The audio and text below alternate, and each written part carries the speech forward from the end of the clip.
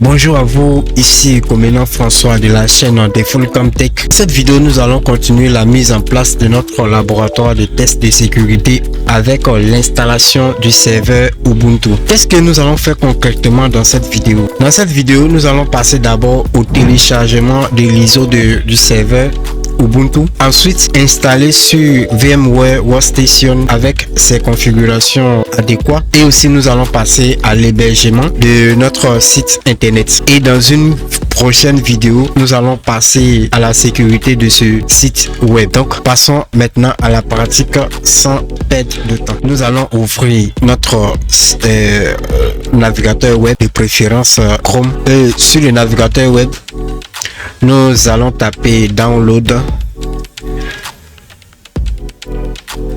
Ubuntu serveur, et sur la page qui s'affiche, ce sont les liens qui s'affichent. Nous allons choisir le premier lien, et sur cette page du premier lien que nous avons cliqué, nous allons choisir le serveur. Il y a deux types de, comment on appelle, quatre scripts que vous voyez ici. Il y a le bureau, l'installation du bureau, ce qui donne accès à une interface graphique avec les applications que vous avez installées. Vous voyez tout ça dans l'interface graphique. Et avec l'installation de serveur, nous avons accès à un shell pour la configuration de notre serveur. Donc c'est ce que nous allons faire aujourd'hui. Nous allons le télécharger ici en cliquant sur ce lien, la version long terme. Et il y a une version en bas ici qui n'est pas long terme. La version long terme, c'est-à-dire que il aura les mises à jour. Vous pouvez faire les mises à jour, il n'y aura pas assez de bugs comme la version 2020, la version 25. Voilà, donc nous allons télécharger la version 24.04.2 LTS, c'est-à-dire long terme. Nous allons faire un clic dessus, et lorsque nous faisons un clic, il va commencer directement à lancer le téléchargement ici. Et vu que moi j'ai déjà téléchargé, nous allons passer directement à l'installation de Ubuntu Server. Pour cela, nous allons ouvrir notre VMware Workstation que j'ai déjà ouvert ici sur la page Home de VMware Workstation. Nous allons cliquer sur Create a New Virtual Machine, et ici nous allons choisir la première option qui a été sélectionnée, c'est ce qui a été recommandé par VMware lui-même. Donc nous allons faire suivant, next. Ici nous allons choisir l'ISO. Nous allons prendre l'ISO du serveur Ubuntu directement ici en faisant browse, et ici nous allons partir dans notre dossier. Après avoir téléchargé, vous devez mettre l'ISO de Ubuntu serveur dans un dossier pour que vous puissiez retrouver ça facilement. Donc voilà le mien. Nous allons sélectionner et l'ISO, on fait ouvrir, et voilà que l'ISO a été sélectionné. Donc nous allons faire suivant. Ici nous pouvons donner un nom. On va faire Ubuntu serveur Ubuntu. Ok, le schéma d'installation des fichiers de Ubuntu, nous allons le déplacer dans le même fichier, dans le même dossier que l'ISO lui-même. Comme cela, si on veut déplacer ces fichiers demain, ça peut être facile le déplacement. Ok, nous allons faire suivant. Ici nous allons donner comment on appelle un disque d'installation. Bon, ici nous allons laisser par défaut, et ici nous allons faire store virtual disk as a single files. Donc nous allons laisser par défaut comme ça. Nous allons choisir la première option, et nous allons faire suivant. Ici nous allons cliquer sur customize hardware pour aller faire une petite configuration telle que la RAM. Nous allons donner 2024 2048. Nous allons donner 2048, c'est-à-dire 2 gigas. Et le processeur, nous allons donner nous allons laisser par défaut sur le NAT. Et je pense qu'on est bon pour la partie réseau. Et nous allons faire close. Le close permet de valider notre configuration. Et vous voyez ça ici. Bon, nous pouvons faire finish pour terminer comme on appelle la configuration. Et lorsque nous faisons finish, il démarre directement le serveur. Ici, la première option qui nous affiche, qui nous a été affichée, c'est Try or Install Ubuntu Server, c'est-à-dire le GNU Grub. Donc, nous allons choisir cette première version. Nous allons agrandir un peu pour que nous puissions voir en bas ce qui se passe. Agrandi. Ok, la souris a été perdue. Voilà. Ok, nous allons choisir cette première option.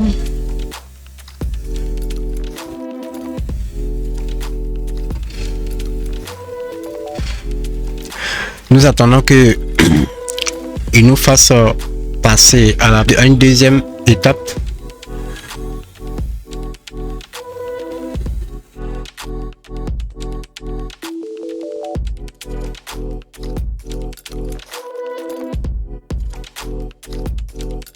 Ok. Sur cette page, on nous demande de choisir la langue du système. Ici, je vais choisir l'anglais parce que en anglais, ça sera facile de maîtriser le système qu'en français. Voilà, parce que tout est fait en anglais. Quand vous allez faire une traduction en français, ça sera, les choses seront un peu longues. Donc, moi, je vais choisir l'anglais. Ça va dépendre de vous, de ce que vous allez choisir. Donc, nous allons faire entrée. Et ici, on dit qu'il y a une version un peu plus récente qui est disponible parce que ce que nous on est en train d'installer, c'est la version 24.04.2. Je vois qu'il y a une version 24.04.3. Donc, cela sera se faire après l'installation. Donc, nous allons faire continuer without updating. Donc, c'est ce qui s'affiche en bas ici. Continuer without updating. Donc, nous allons faire ce qui a été sélectionné par défaut. Nous allons faire continuer. Ici, nous allons choisir clavier.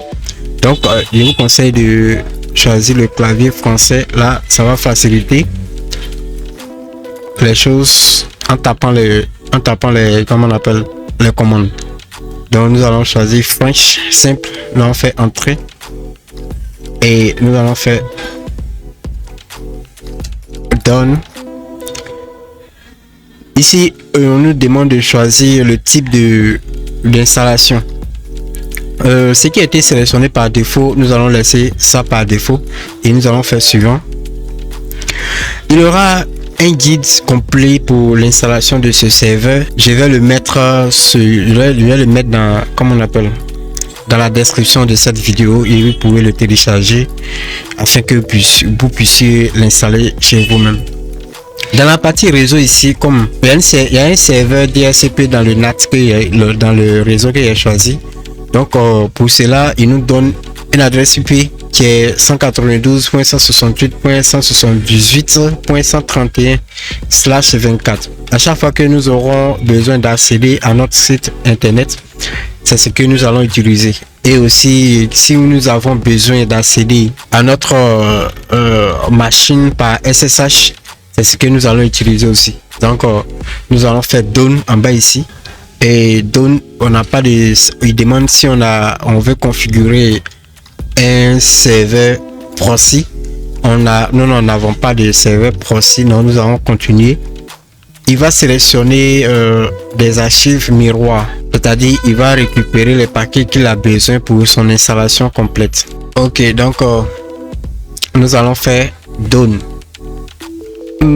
Ici, nous allons utiliser, on demande comment on appelle la configuration ou bien si on doit partitionner les 20 Go que nous avons choisi pour, comment on appelle, pour installer notre serveur. Ici, si nous n'avons pas besoin de partitionner, nous allons continuer directement en faisant done. Ici, nous donne le résumé de la configuration du disque. Donc, on a vu, on a fait done et on nous demande si nous on veut vraiment continuer. Non, on va continuer. Continue. Ok, on tombe sur la partie de quand on nous demande de donner un nom au serveur. Nous allons donner un nom au système d'abord. On va donner le nom de Fullcom. Les Fullcom. Oui, les Fullcom. Et ici, nous allons le nom. Nous allons donner le nom du serveur. Bon, à peu près même chose. Les Fullcom Tech.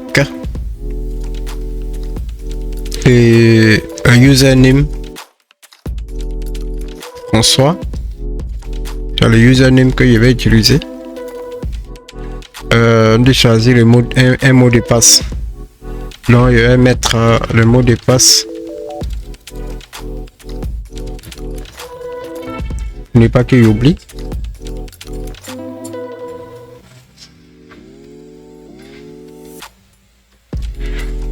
Ok, maintenant nous allons continuer en appuyant sur entrée et entrée. Ici, on demande de faire une petite mise à jour. Bon, nous allons sauter cette partie en cliquant sur Skip for Now. On fait entrée. Ici, on va installer, on va faire la configuration de SSH. Ici, par défaut, c'est pas coché. La case des SSH n'est pas cochée, donc nous allons appuyer sur la touche espace de notre clavier pour pouvoir sélectionner, pour pouvoir cocher. Donc nous allons faire done et il nous donne le résumé de toutes ces fonctionnalités que nous avons choisies. On va faire done pour commencer l'installation. Et on se retrouve après l'installation.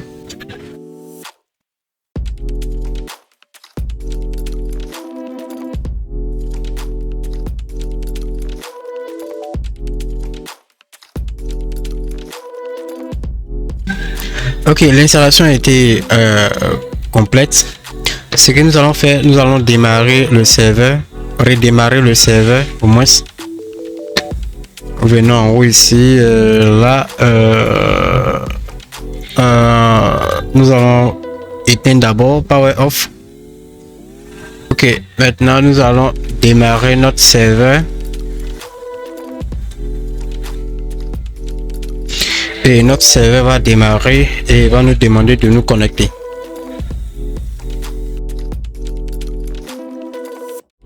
Ok, notre serveur a démarré. Nous allons nous connecter avec François.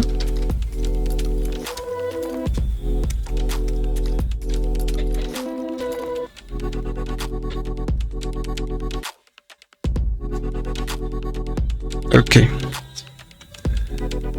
Ok, nous sommes connectés. Maintenant, nous allons utiliser SSH en utilisant un terminal pour nous connecter à notre serveur afin que nous puissions modifier tout ce que nous voulons.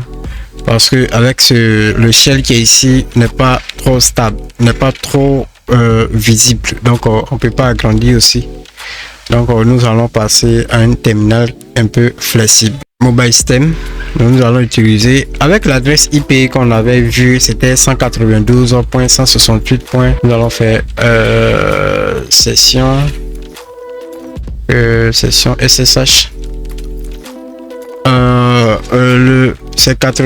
L'adresse IP était 192.168.178.131. Voilà, c'était l'adresse IP. D'accord, ok, on va spécifier le username qui était François. Ok, nous allons faire OK. Accepter. Nous allons mettre maintenant le mot de passe.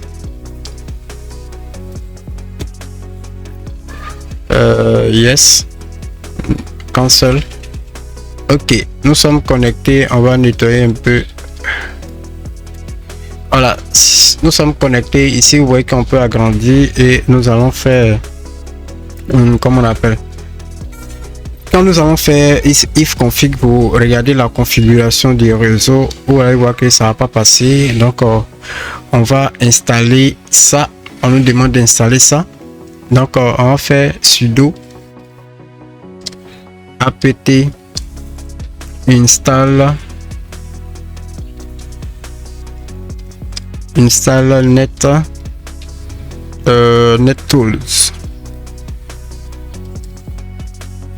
Ok, on va mettre le mot de passe.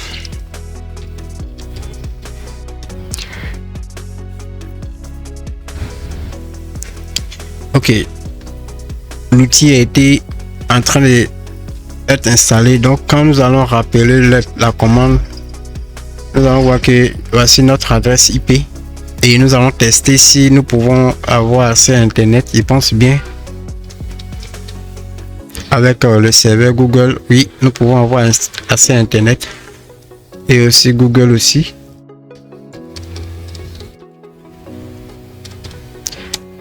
Et aussi nous avons accès à Internet.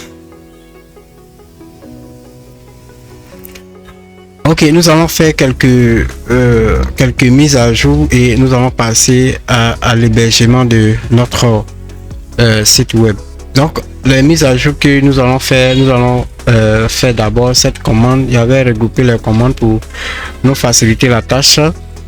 Nous allons taper cette commande pour faire la mise à jour complète de notre système, notre serveur. Donc, il est en train de faire la mise à jour et nous allons attendre que ça finisse.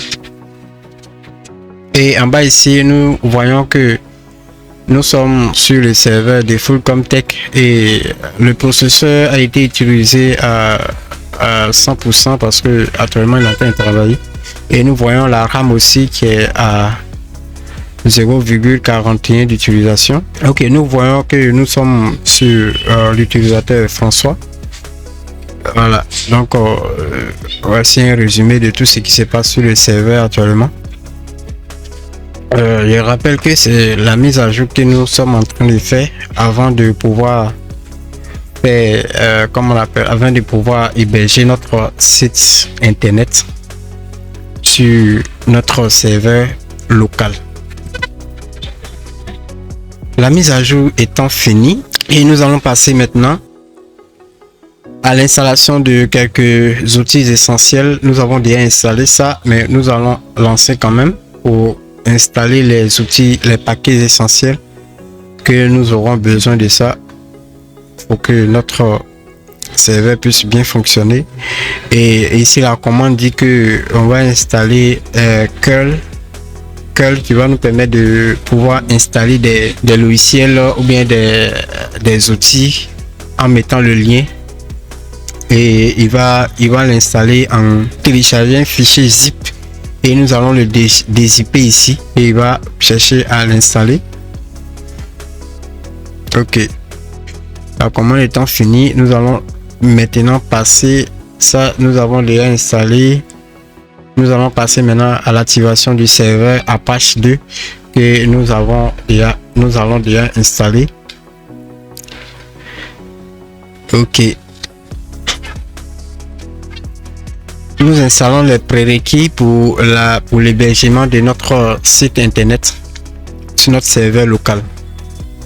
Ok, nous allons passer maintenant à l'activation de notre serveur Apache avec la commande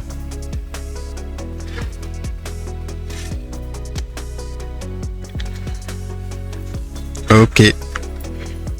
Notre serveur Apache 2 a été activé et nous allons le redémarrer ou bien le démarrer avec la commande start Apache 2 et nous allons tester si nous avons accès à notre site web par défaut. Le site web par défaut de 172.168.178.131. Ok, nous avons accès à notre site web par défaut. C'est le site web par défaut que nous voyons ici. Nous pouvons le voir en venant dans CD. Nous allons nous retourner un peu pour aller voir le dossier qui contient le site web. Attention, LS. Ça se trouve où là? On va aller dans VAR. On fait tout dans VAR. www HTML et c'est ici, ça se trouve. On fait ls pour voir. Voici le site qui s'affiche actuellement là-bas. Et actuellement, nous ne pouvons pas modifier quelque chose sans les autorisations. Donc, nous allons donner les autorisations qu'il faut avant que nous puissions le modifier avec cette commande. Ok, donc c'est ça que nous avons. Donc, nous allons utiliser maintenant un logiciel qu'on appelle WinSCP qui va nous permettre de déplacer notre fichier, parce que ici ça serait un peu fastidieux de le faire. Nous allons utiliser WinSCP pour nous faciliter la tâche. WinSCP. Ok, si vous n'avez pas téléchargé, le lien sera dans la description de cette vidéo, et aussi le terminal qui est utilisé, le lien aussi sera dans la description de la vidéo. Donc nous allons mettre l'adresse IP que nous avons 172.18.131, l'adresse IP de notre serveur.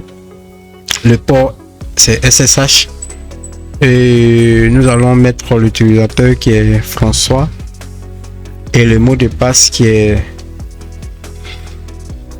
pas visible. Donc nous allons faire connexion et nous allons accepter, et nous sommes connectés. Étant donné que nous avons déjà donné les droits d'écriture et de lecture, nous pouvons maintenant déplacer notre site dans le répertoire qu'il faut. Donc c'est dans var www HTML. Donc nous pouvons rafraîchir là, ici, et puis supprimer. Ok, donc nous allons venir dans notre dossier. Nous allons nous retourner encore.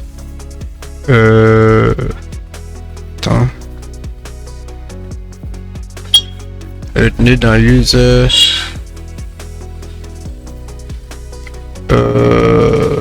Attendez, il va venir copier le lien directement ici.